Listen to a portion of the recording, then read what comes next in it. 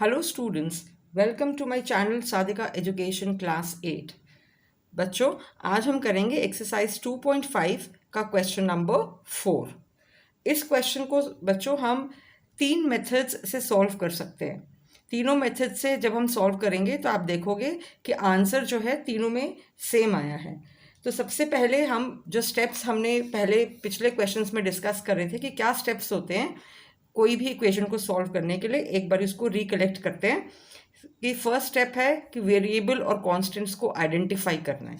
तो यहाँ वेरिएबल और कांस्टेंट्स को हम पहले आइडेंटिफाई कर लेते हैं। ये वेरिएबल है x, सी ये कांस्टेंट हो गया 5, x वेरिएबल, 3 कांस्टेंट, ये वाला 3 भी कांस्टेंट और ये 5 भी कांस्टेंट।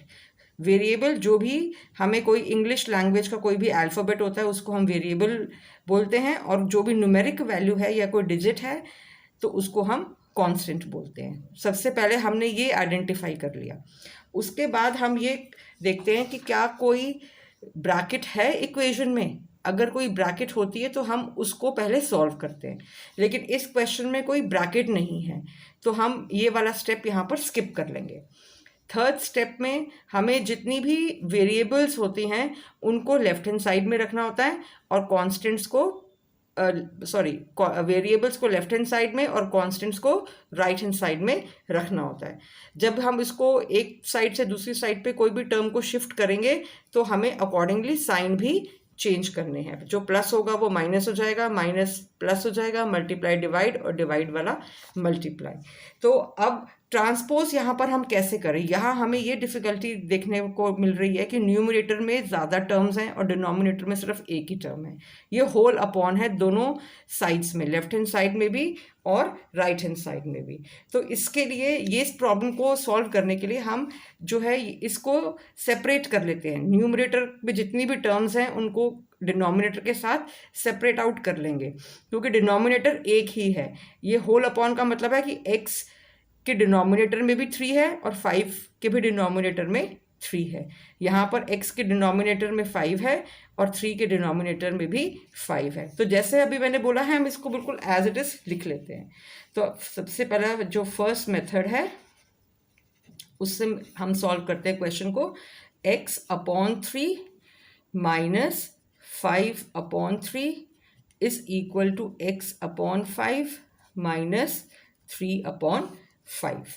ये हमने बिल्कुल सेपरेट आउट कर दिया इस पूरी इक्वेशन को जो भी हमें क्वेश्चन में दी हुई थी। तो अब हम क्या करेंगे, ये जो नेक्स्ट स्टेप है कि वेरिएबल्स और कांस्टेंट्स को हमें एक साइड पे करना है। वेरिएबल हमारे पास यहाँ पर ये फर्स्ट वाला हो गया, ये वेरिएबल है, ये भी वेरिएबल है राइट हैंड साइड का, ये कांस्टेंट है, ये कांस्टेंट है। तो दोनों वेरिएबल्स को लेफ्ट हैंड साइड में कर लेंगे और दोनों कांस्टेंट्स को राइट हैंड साइड पे कर लेंगे। तो ये हमारा हो गया x अपॉन 3 यहीं रहा लेफ्ट हैंड साइड पे, x अपॉन 5 इधर शिफ्ट होगा लेफ्ट हैंड साइड में, तो ये प्लस था तो माइनस हो गया, minus 3 upon 5 as it is, और ये माइनस 5 अपॉन 3 है तो ये हो गया प्लस 5 अपॉन 3। अब हम यहाँ पर जो है इनका एलसीएम निकालेंगे। ये जो डिनोमिनेटर्स हमें दिए हुए हैं इनका एलसीएम निकालेंगे। 3 और 5 का अगर हम एलसीएम निकालेंगे तो इसको हम प्राइम फैक्टर्स वाले नंबर्स के साथ यूज़ करेंगे। दैट मीन्स 2 होता है प्राइम नंबर, 3, 5, 7, 11। 9 नहीं होता क्योंकि 9 3 के टेबल में भी जाता है, अपने टेबल में भी जाता है, 3 में भी जाता है, तो इसलिए 9 नहीं होता है। तो 2 से ये दोनों नंबर्स डिवाइड नहीं हो सकते तो 2 नहीं लेंगे। नेक्स्ट नंबर 3 है, 3 के टेबल में 3 कहाँ गया, 1 जा। 5 नहीं जाता 3 के टेबल में तो एज इट इज़ लिखेंगे। अब नेक्स्ट प्राइम नंबर 5 है तो 5 से डिवाइड करा, ये 1 एज इट इज़। 5 के टेबल में 5 1 में जाता है। तो एलसीएम जब हम निकालते हैं तो जो प्राइम नंबर्स हमने यहाँ लिए होते हैं उनको हम मल्टीप्लाई कर लेते हैं तो हमें एलसीएम मिल जाता है। तो एलसीएम हमें यहाँ मिला 15। इस एलसीएम को हमने यहाँ ऐसे डिनोमिनेटर में लिख लिया लेफ्ट हैंड साइड पे। अब 3 जो है 15 के साथ हमने डिवाइड करेंगे, 15 अपॉन 3 कर ले, या 15 के नीचे अगर हम 3 लिखें, या अगर हम ऐसे बोले कि 3 के टेबल में 15 कहाँ जाता है तो हमें पता है 5 जाता है, तो ये 5 से हम न्यूमरेटर को मल्टीप्लाई करेंगे। तो अब 5 इंटू एक्स ये हो गया 5x minus as it is. अब 5 के टेबल में 15 कहाँ गया, 3 ज़ा, तो इसको हम 3 के साथ मल्टीप्लाई कर देंगे। तो ये हुआ 3 इंटू एक्स, क्या हो गया 3x। गुड। अब 5 और 3 का दोबारा यहाँ पर हमें एलसीएम निकालना है राइट हैंड साइड में। हम ऑलरेडी निकाल चुके हैं कि 15 होता है, तो हम यहाँ पर 15 ही लिख देंगे। अब अकॉर्डिंगली सॉल्व करेंगे कि 5 के टेबल में 15 कहाँ गया, 3 सा, 5 3 सा 15 होता है, तो 3 से मल्टीप्लाई करा, -3 और 3 ये हुआ -9, प्लस 3 के टेबल में 15 कहाँ गया, 5 ज़ा, 3 5 ज़ा 15 होता है। तो अब न्यूमरेटर को हमने 5 के साथ मल्टीप्लाई कर देंगे। तो 5 इंटू 5 हो गया 25। अब 5x माइनस 3x ये हो गया 2x upon 15 is equal to -9 plus 25। अब माइनस छोटे वाले नंबर के साथ है तो हमें माइनस करना पड़ेगा, लेकिन आंसर में जो नंबर आएगा उसके साथ हम साइन प्लस का ही लगाएंगे। तो 25 और 9 को माइनस करते हैं तो 16 मिलता है और डिनोमिनेटर एज इट इज़ 15।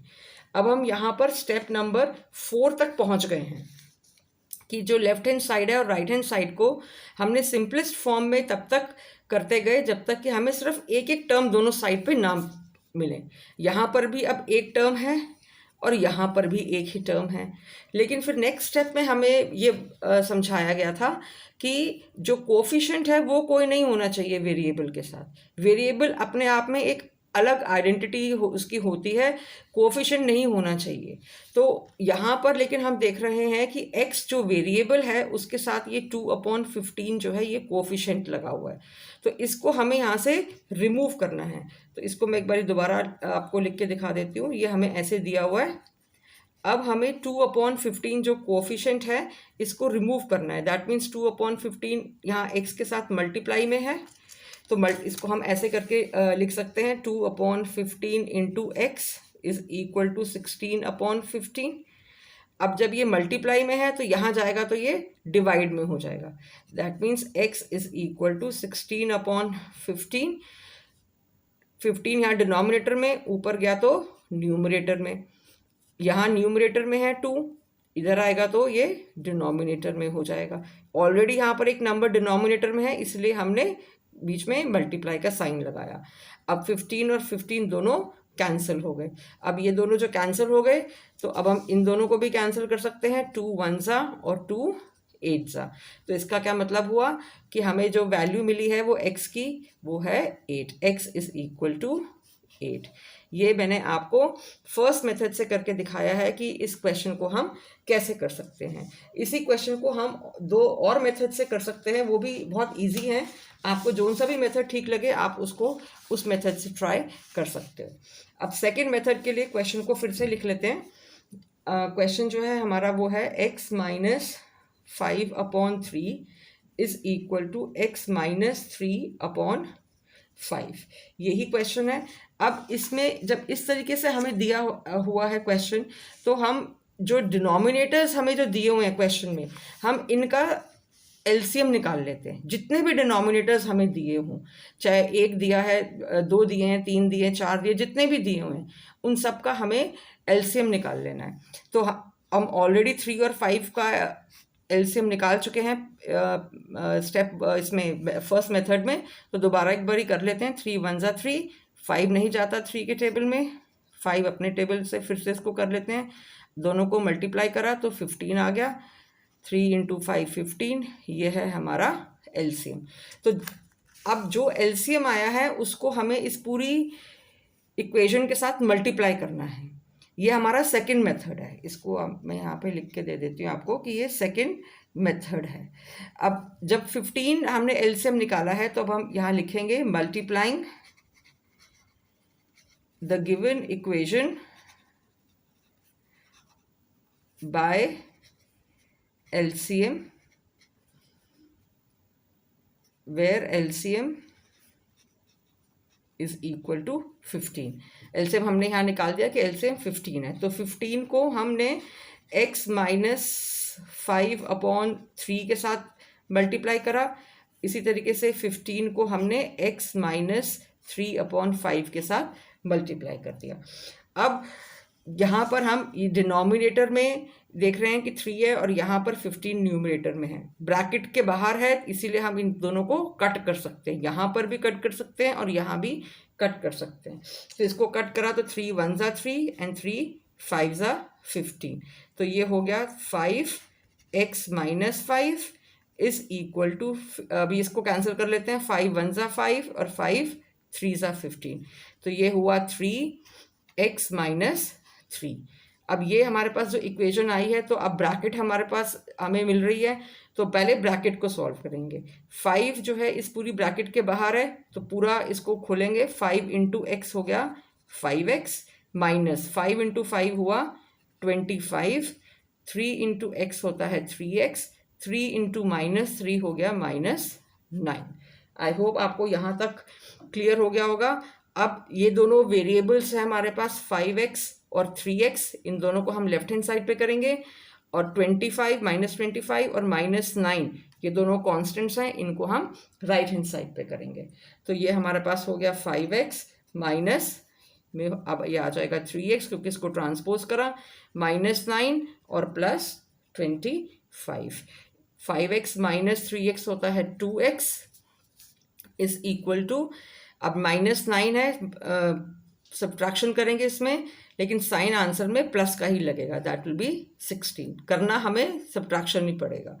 अब x इज इक्वल टू 16/2, क्योंकि जब भी कोई भी वेरिएबल और कांस्टेंट साथ में होता है तो इसका मतलब है कि ये वेरिएबल और कांस्टेंट आपस में मल्टीप्लाई में है, ठीक है। तो अब जब ये मल्टीप्लाई में है तो जो 2 यहाँ लिखा हुआ है इधर राइट हैंड साइड पे जाएगा, तो क्या हो जाएगा, डिवाइड।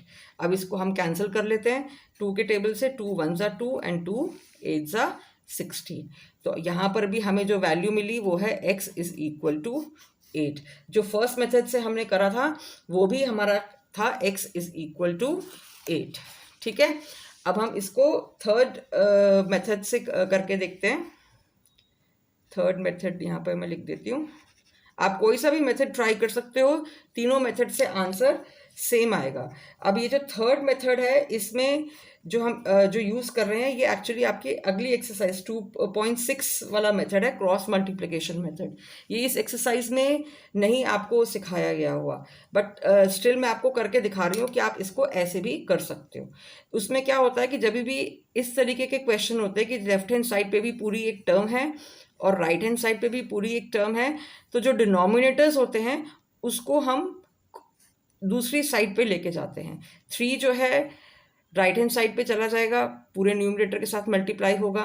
5 जो है यहाँ डिनोमिनेटर में है, तो लेफ्ट हैंड साइड के न्यूमरेटर के साथ पूरा का पूरा मल्टीप्लाई होगा। ये मैं आपको करके दिखाती हूँ कि कैसे हैं। यहाँ पर 5 जो है इधर आएगा, तो 5 मल्टीप्लाई हो गया पूरा न्यूमरेटर के साथ x माइनस 5, और ये वाला जो डिनोमिनेटर है ये राइट हैंड साइड पे जाएगा x minus 3। Left hand side का डिनोमिनेटर राइट हैंड साइड के न्यूमरेटर के साथ मल्टीप्लाई होगा, राइट हैंड साइड का डिनोमिनेटर लेफ्ट हैंड साइड के न्यूमरेटर के साथ मल्टीप्लाई होगा। लेकिन ये होगा तब जब सिर्फ पूरी पूरी एक ही टर्म होगी दोनों साइड्स पे।